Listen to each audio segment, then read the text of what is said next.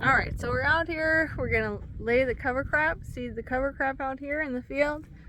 And got some cardboard. And we're putting cardboard out. This is gonna be the first walkway here. So I want to do the cardboard up to there. See? We will see how far the cardboard goes. I'm not sure. But then I'm just going to cover crop the rest after that. I'm not going to worry about covering the other part with cardboard. But so the cardboard, I really wanted it all the way to the end. And it'd be up to the first row, and then 2 rows be the cover crop. But I'm not going to have enough cardboard. And that's okay. So we'll just do the cover crop, and the cardboard will act as a weed barrier just as much as the cover crop will. But the cardboard will help for an area that's ready to go in the spring, as opposed to the cover crop. You'll have to crimp that, and then it'll be longer before you can plant in it. So that's why we want to do partly an area that will be weed free, hopefully, with the cardboard, but that you can plant in it right away in the spring. Add compost on top. The cardboard should be, I've done this before, but you know, I guess it depends upon the winters and the decomposition of the cardboard, but you plant right into the cardboard as if kind of like there would be landscape fabric, but instead of landscape fabric, it's cardboard, and it just decomposes in the soil and acts as a weed protection in early spring, so that you don't have to fight weeds while you're transplanting your little seedlings. All right, so a rule in organic farming, you're using cardboard. You want to make sure that any tape, you take the tape off, because tape does contain chemicals that you don't want to go into your soil and you don't want to go into your plants. And same with any kind of adhesive, such as that sticker. So take all that off before you put it on your field, and preferably you get cardboard that only has black ink. If you want to follow organic farming practices, black ink is passed by certification, but colored ink is not. So it has some other dyes in it, colored ink, that can be, again, leached into your soil. It be harmful for your plants and your soil because of chemicals in that ink. So we'll lay this cardboard out and see how far we get. And that is the tip for putting cardboard on your field. You can wet it down, but I'm using cylinder blocks and just making sure that they stay down with the cylinder blocks.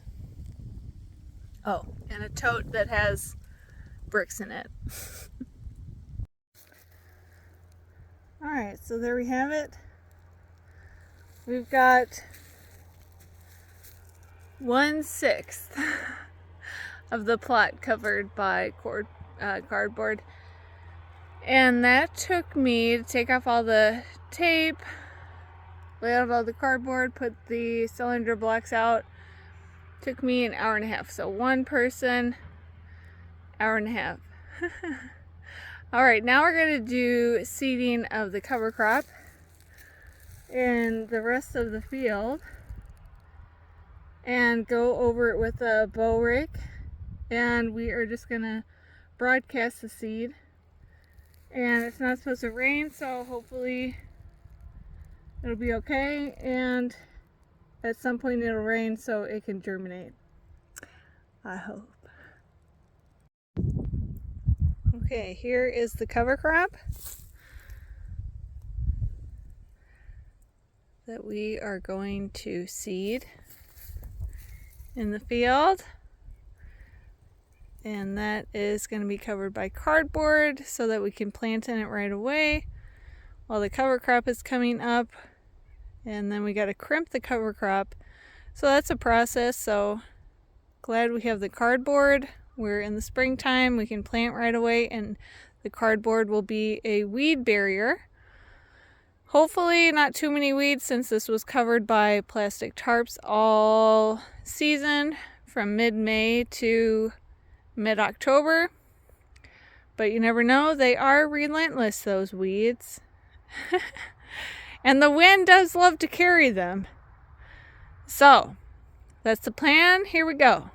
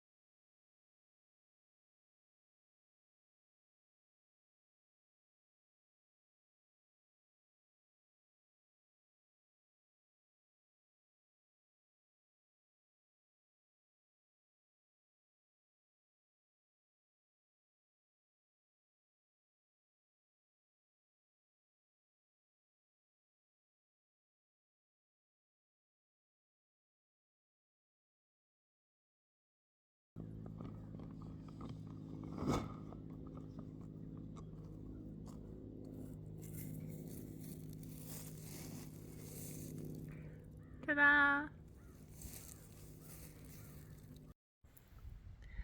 So remember how I told y'all I was going to write down what areas were hard and what areas were soft in the field? So if we're looking at the field this way,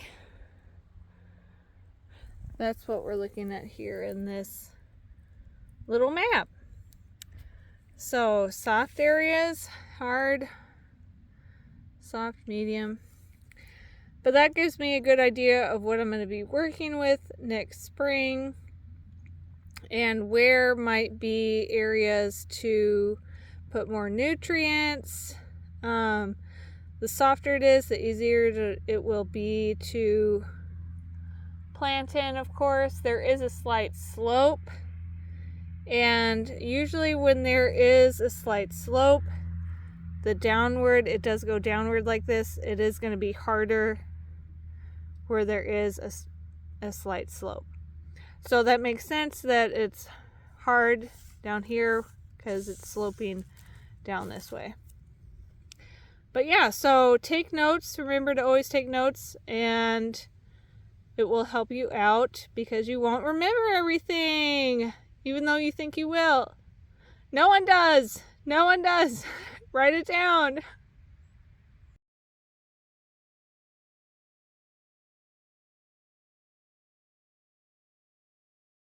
So this is the mix from Lea Seeds. As you can see, the winter rye, the hairy vetch, and the daikon radish. This is a great little book that I have about cover crops. Here is the page on winter rye. And for the winter rye, I liked the nitrogen scavenger and soil builder, erosion preventer, because there's a slight slope, and we definitely need soil builder. If you saw the video on the soil tests, we need nitrogen and we need soil builder. and additional information on winter rye, information on hairy vetch.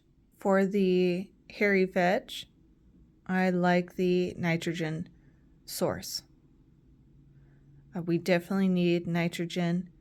If you saw the video on the soil tests. Second page on hairy vetch, radish. And the main reason why I like the radish is the compaction fighter. Now it does also have the nitrogen scavenger, so that's great too. Second page on radish.